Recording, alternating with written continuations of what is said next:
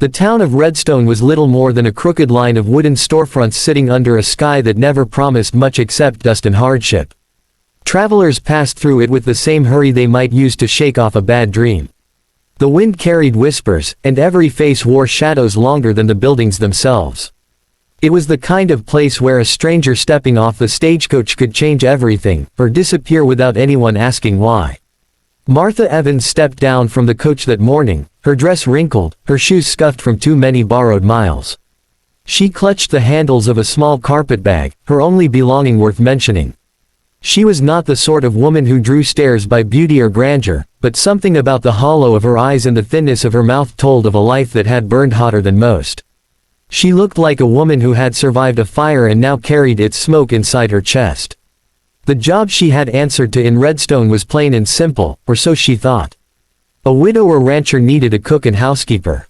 She had taken the position because it was better than starving in the city.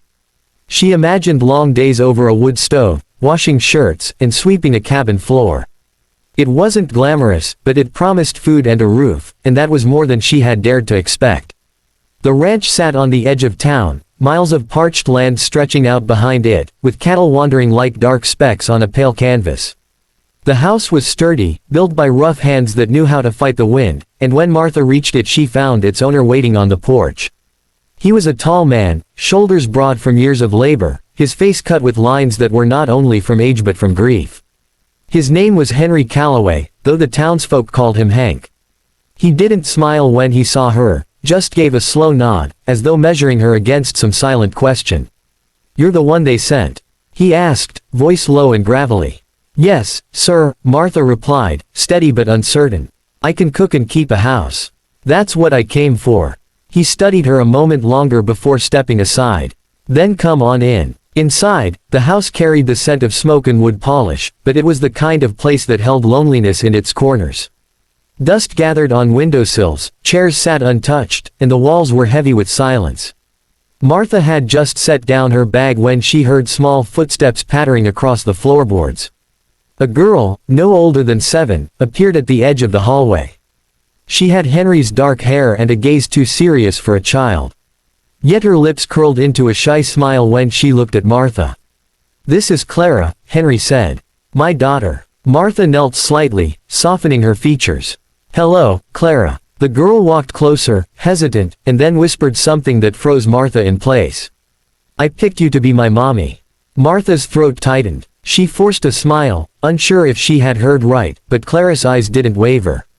Henry's jaw shifted, but he said nothing, as if the words were a knife he had expected but still couldn't stop from cutting. That night, long after supper was eaten and the dishes washed, Martha sat on the narrow bed Henry had given her. She stared at the single candle burning low, its flame trembling like her own thoughts. She hadn't come to Redstone to be anyone's mother. She had come to survive. Yet Clara's whisper kept circling her mind, gentle and haunting. The days that followed were a blur of labor. Martha rose with the dawn to cook eggs and biscuits, scrubbed laundry by the creek, and kept the hearth warm. Henry worked the cattle and came in silent, his words clipped and few. Clara shadowed Martha wherever she went, holding her apron, asking questions, and sometimes, just watching with quiet hope. The bond grew before Martha realized it. She found herself braiding Clara's hair in the mornings, humming lullabies she hadn't sung in years. But there were things Martha never spoke of, shadows from her past that clung to her like burrs. She had run from something, and though the miles were many, she could still feel its breath on her neck. Henry, too, carried his secrets. He drank his coffee black and kept a rifle always within reach. The neighbors whispered about the night his wife had died. Some said sickness, others hinted at violence. Martha didn't ask. She only felt the weight of a man who kept his grief locked behind steel doors. One evening, as the sun bled red over the horizon, Henry came into the kitchen where Martha was kneading dough. He stood silent for a while, his shadow stretching across the floor. "You're doing more than cooking," he said finally. "She's laughing again." She hasn't laughed in years. Martha wiped her hands on her apron, unsure how to answer. "She's a good girl. She just needs," she stopped herself, the word mother sticking in her throat. Henry's eyes lifted to hers. "I didn't hire you for that." His voice was firm, but there was something trembling beneath it, like a man afraid of the very thing he wanted. Before Martha could reply, Clara came bounding in, clutching a ragged doll. She climbed onto a chair and pressed close to Martha, as though the conversation itself was something dangerous. Henry looked at them both for a long time before turning away, shoulders tight. The ranch grew quieter after that, though not in peace. Martha felt a storm gathering, unseen but certain. And then, one night, it broke. A knock came at the door, hard and urgent. Henry opened it with his rifle in hand. On the porch stood two men, dust-covered and mean-eyed. Their faces bore the kind of hunger that wasn't for food.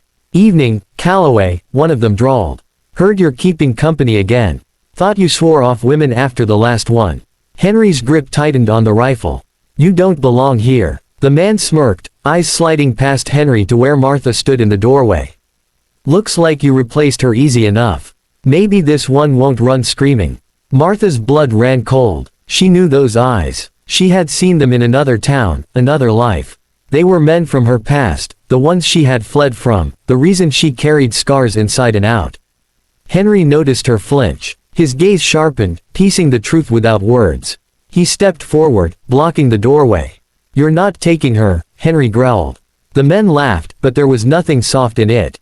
"We'll be back," the leader sneered. "You can't guard her forever." When they were gone, the silence in the house was thick as a noose. Henry turned to Martha. "You want to tell me why those men know you?" Her hands shook, but she lifted her chin. "Because I ran from them. I thought I could start over. I never wanted to bring danger here." Henry's face was hard, but his eyes softened just enough to break her. "You should have told me. I didn't think you'd let me stay," she whispered. Clara, small and trembling, clung to Martha's skirt. "Don't let them take her, Daddy. Please." Henry laid a hand on his daughter's shoulder, steadying her. "No one's taking her," he said, though his voice was heavy with the weight of promises he might not be able to keep. The nights that followed were restless. Henry sat awake with his rifle, Martha lay sleepless beside Clara, and the ranch seemed to breathe with fear. But fear also forged something stronger. The walls of silence between Henry and Martha began to crack. He told her about his wife, how fever had stolen her in one brutal week. Martha told him about the men, how they had cornered her, tried to claim her, and how she had fled with nothing but her life. They became not just two broken souls under one roof, but a fortress around a child who needed them both. When the men returned, as everyone knew they would, the ranch was ready. Henry stood at the porch with his rifle, Martha behind him with a shotgun she had never thought she'd raise again. Clara peeked from the window, clutching her doll like a talisman.